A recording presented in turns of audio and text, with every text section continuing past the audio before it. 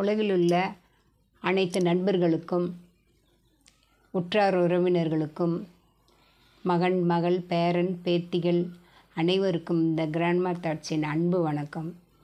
இப்போது அந்த காலத்தில் என்ன உபயோகித்தோம், இந்த காலத்தில் எப்படி இருக்குது அப்படின்னு சொல்லி சில வரி சொல்கிறேன். அந்த காலத்தில் ரேடியோங்கிறது எல்லார் வீட்லேயும் பெருசு பெருசாக இருக்கும். ஒரு பக்கம் சவுண்டு மாதிரி ரவுண்டாக சவுண்டுக்கு வர்றதுக்கோசரம், அப்புறம் திருப்புறத்துக்கு அந்த திருப்பிகிட்டே இருந்தால் அந்த முள் எங்கே போய் நிற்குதோ அந்த இடத்துல தான் பாட்டு கேட்கும். அப்போ திருப்பிகிட்டே இருப்போம். அப்படி திருப்பிகிட்டே இருக்கும்போது எங்கே போய் நிற்குதோ அந்த இடத்துல பாட்டு கேட்டுருவோம்.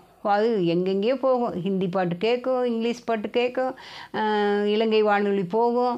இப்படி ஒவ்வொன்றா அந்த அப்போல்லாம் பாட்டு ஒவ்வொரு அந்த முள் எங்கே நிற்குதோ அந்த இடத்துல இலங்கை வானொலி நிலையம்னு கேட்கும். அப்புறம் இது நியூஸு வாசிக்கிறது சென்னை இது பண்ணும், சென்னை வானொலி நிலையம்னு. சரோஜ் நாராயணசாமின்னு சொல்லிட்டு தமிழ் வாசிப்பாளர், அவர் நல்லா வாசிப்பாங்க, நல்ல தெளிவாகவும் கேட்கும். அந்த காலத்தில் நியூஸுக்குன்னே ரேடியோ தவிர்த்து வேறு எதுவுமே நியூஸ்க்கு எங்களுக்கு தெரியாது. பேப்பரில் போடுவான்.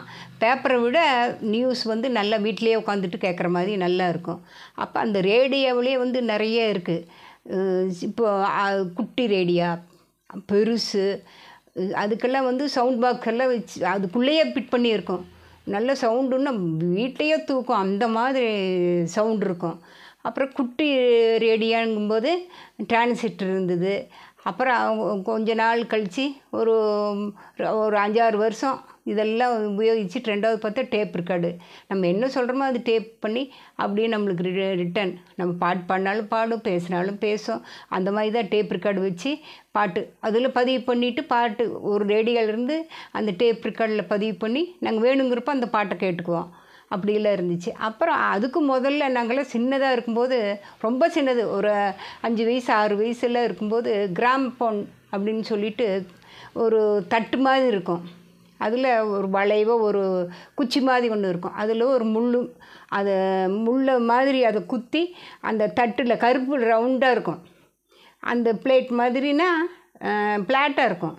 அந்த முள்ளை அந்த அப்படியே ஆரம்பத்தில் அந்த எட்ஜில் தான் வச்சு அந்த கடைசி அந்த விளிம்பில் வச்சு அந்த முள்ளை வச்சோம்னா தான் அது அந்த தட்டு சுற்றுறதுக்கு ஏற்ற மாதிரி அசைவு வரும். அப்போ அந்த சவுண்டு சர்வீஸ்காரன்னு சொல்லுவாங்க, அவன் சுற்றிகிட்டே இருப்பான். அவன் கொஞ்ச நேரம் சுற்றாமல் விட்டான்னா ஒயின்னு பாட்டு ஓ அப்படின்ட்டு ரொம்ப தமாசா இருக்கும். பாட்டெல்லாம் அந்த ரெக்கார்டெல்லாம் கொஞ்சம் சுத்தாமல் விட்டுட்டான்னா ரொம்பவும் பாட்டே நல்லாவே இருக்காது, கேட்குறதுக்கே நல்லா இருக்காது. அந்த மாதிரி அப்புறம் ரெண்டாவது அந்த பாட்டிலேருந்து கோயில் விசேஷம் அப்படிங்கும்போது அந்த கிராமஃபோனில் தான் ஸ்பீக்கர் செட் பண்ணி ஒரு கம்பத்துலேயும் வச்சுருவாங்க. வச்சு அந்த ஸ்பீக்கர் ஒளிபெருக்கி அந்த இதை கம்பத்தில் கட்டி விட்டுருவாங்க. பாட்டு இதில் இதில் அந்த தட்டில் ஒரு பாட்டை போட்டு விட்டாங்கன்னா 3 மணி நேரம் 4 மணி நேரம் அதில் எல்லா பாட்டுமே இருக்கும். அது போட்டுவிட்டு அவன் பாட்டு போய் சாப்பிட்டு குளித்து எல்லாம் வர மட்டும் அது பாடிட்டே தான் இருக்கும். அந்த மாதிரியெல்லாம் பாட்டெல்லாம் கேட்டோம், பண்ணினோம். அப்புறம் என்ன பண்ணோம், இந்த டேப் ரெக்கார்டில் பேசுவோம். ஆள் கொஞ்சம் கதை வசனம் மாதிரி ஆளுக்கு நீ பேசு நான் பேசுன்னு சொல்லுவோம், பாட்டு பாடுவோம். அப்புறம் அண்ணன் நல்லா மியூசிக்கெல்லாம் வாசிப்பார். எங்கள் 2வது அண்ணன் புல்புல்தாரா, பேங்கூஸ் இந்த மாதிரியெல்லாம் நல்லா அவருக்கு ஒரு இன்ட்ரெஸ்ட்டு.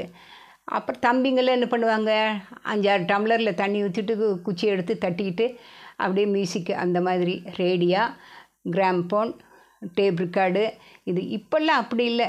ஒரு செல்ஃபோனை வச்சுக்கிட்டு அது எங்கே வேணாலும் பாட்டு கேட்கும், எத்தனை சவுண்டு வேணாலும் வச்சுக்கலாம். அந்த மாதிரி தான் இருக்குது எல்லா இடத்துலையுமே. இந்த கிராண்ட்மா தாட்ஸ் சேனலுக்கு நன்றி சொல்லி என்னுடைய இந்த இதை முடிச்சுக்கிறேன். அடுத்த சேனலில் பார்க்கலாம்.